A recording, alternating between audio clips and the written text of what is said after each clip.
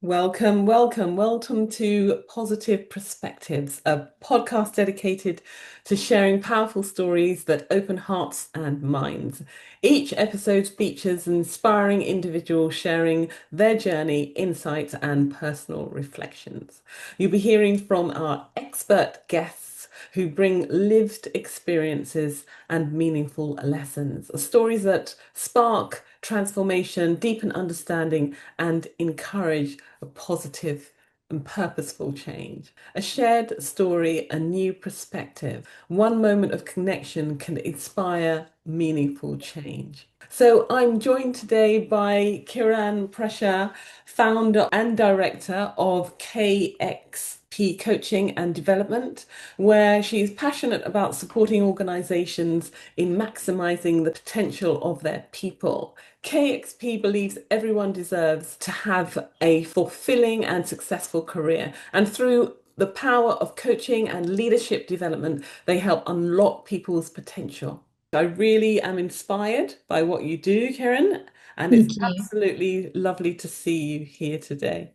Thank you for having me. I'm really pleased to be part of this, and what an amazing initiative to be kind of creating and sharing all of these stories. Thank you. It'd be great for you to tell us a little bit more about yourself and also a little bit around the context about what you're going to share today. So my name's Kiran Prashar. Like you said, I'm a career and leadership coach with kind of a background in HR, people and organizational development. And yeah, really passionate basically about maximizing potential, but a particularly diverse potential, kind of different backgrounds, different people with their different lived experiences. So that's what I do. And being part of these conversations with you today, really, I wanted to share a story that talks about the power of small acts. I think hopefully is a story that different people will relate to in different ways and maybe just look at things from a slightly different perspective. Small acts can be very powerful, and multiple acts can make bigger acts, and that can really make a change in people's lives. So, really inspiring topic, and I'm sure our listeners will be very interested to hear your story. Did you have a name for your story? Yeah, so I'm calling it the power of small acts. This story is kind of about small acts of inclusivity. It's really about trying to get us to reflect on how we might flip microaggressions, so those small unintentional behaviors that can make people feel different or excluded, and how we might flip those into micro validations or micro affirmations that can have the opposite effect. And so this story starts in the early parts of my career, where I was bright-eyed and growing into corporate life. So my husband, who was then my boyfriend or my partner, is South Asian like myself, and he has a South Asian sounding name. And I realized very quickly in corporate life that colleagues were not going to pronounce his name when I spoke about him. His name was always avoided in conversation. It's me filling in the gap. What was your boyfriend's name again? Oh, okay. And then, like, not repeat it back to me. So I started to use partner or other half or my boyfriend when I was talking about him or us. So, like when a team catches up after the weekend, what have you been up to? Oh, my other half and I went for dinner in a work environment where I often knew the names of the wives and husbands and partners and children, even of my colleagues, because their names were kind of more normal sounding or more traditional sounding. I know that this experience will probably feel so common to so many people because names are important, right? Like they represent our identity. And if you have a ethnically diverse or culturally diverse name, you will probably know what it feels like when that name is not acknowledged. And I think the same applies to the names of people connected to us.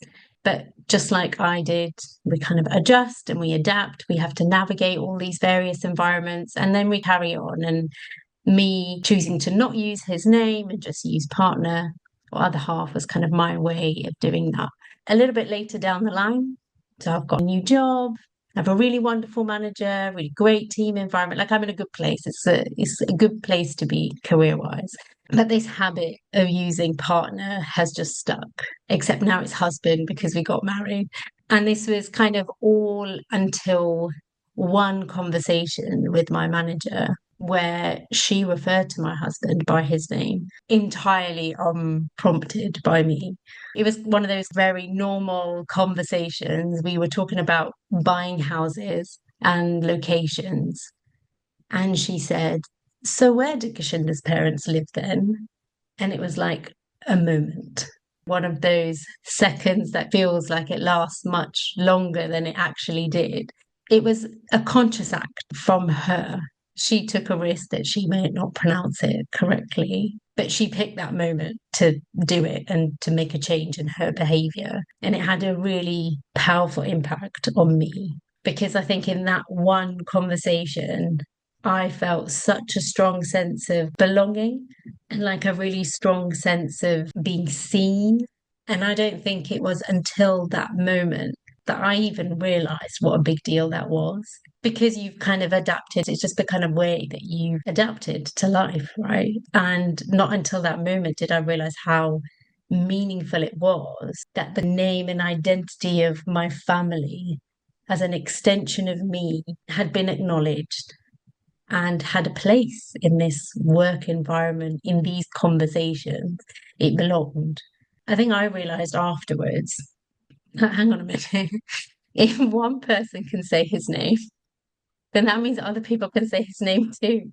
And as my career developed, I became a senior leader.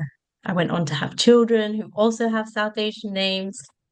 I used their names and I talked about Amaya and Ajit instead of my daughter and my son. I talked about Gashinda instead of my husband. And it was like a really powerful shift in my own behavior because of that one conversation with that one manager.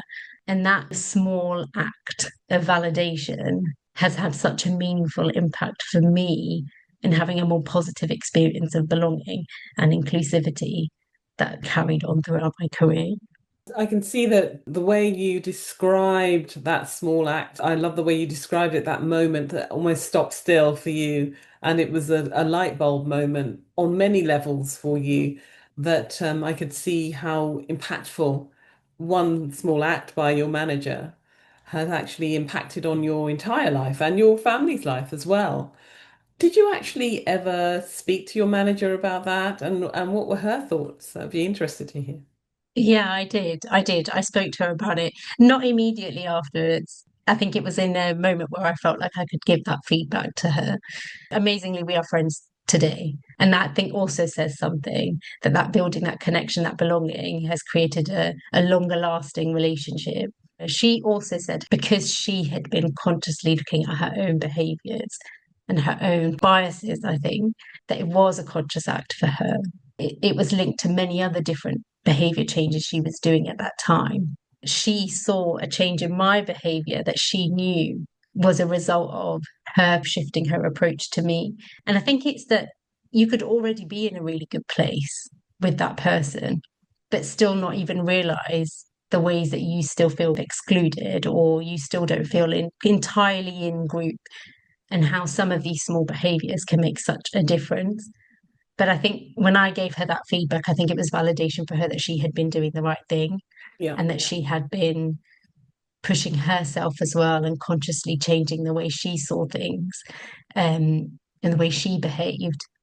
And I think it was a validation for her that it had the impact. She probably didn't even realize actually how much of an impact it was going to have. But I think it was important for her to hear that. Yes, exactly. It was very courageous of her to step out of that comfort zone, out of that discomfort, and actually have a go um, Yeah. in order to support her colleague. What resonates with me is that you were both on a learning curve with it. And it's almost like a kind gesture, isn't it, really? So that you could feel valued, visible, you were not othered, you're belonging to that workspace. That helps others coming into that environment where you're modeling that this is the way that we treat people because we're treating them with respect. And that also brings into the conversation psychological safety. You felt safe to be a part of this group. You were valued in that group, so you could feel you could be your authentic self. So, what the key message that you want to tell our audience about your story? one of the biggest reasons for me sharing this story, I think, is one, because I think it's something that different people will be able to relate to. But also, we're at a time where even the idea of inclusion feels divisive. We're seeing organizations, brands, even politics rowing back from the ideas of inclusion and diversity and big structural changes. And that's really disheartening. And I think, particularly for a lot of us who work in this space, it can feel like, well, the world is turning against it. And I think I'm sharing this story as a reminder that small acts matter, that everybody can do something to create greater inclusivity, greater sense of belonging, whatever environment you're in, whether it's workplaces, school, at home. Small acts matter just as much. Like, yes, I know there's a whole backlash going on around the big stuff, but let's not forget the power of small acts. And as you were saying that, I got a sense of really we should just be celebrating everyone because there's richness in everything that everybody brings to the table. Absolutely. So it's important that we remind ourselves that the world is made up of lots of different types of people. Yeah. And we all have a role to play to make people feel comfortable bringing all of that to Yeah, those spaces. yeah, brilliant. Thank you so much, Kiran. That Thank was you. a really, really great message for our audience. Could you shape that into one takeaway for us? At a time where the concept of inclusion can feel really difficult and really challenging, let's not forget the power of small acts, the small acts of inclusivity. Yeah. And encouraging others to do that as well, as your manager had done. And this Yep, whole thing about small acts, they are small steps and they're always small steps forward. always. Yep, exactly. Lots of small steps can be a giant leap, right? That's probably not a Exactly. saying, but I've made it into one. Yeah, I like that. Thank you so much for sharing your story, just reminding us how powerful small acts actually are. And we can't wait to hear more of your stories. Thank you so much. Thank you for having me.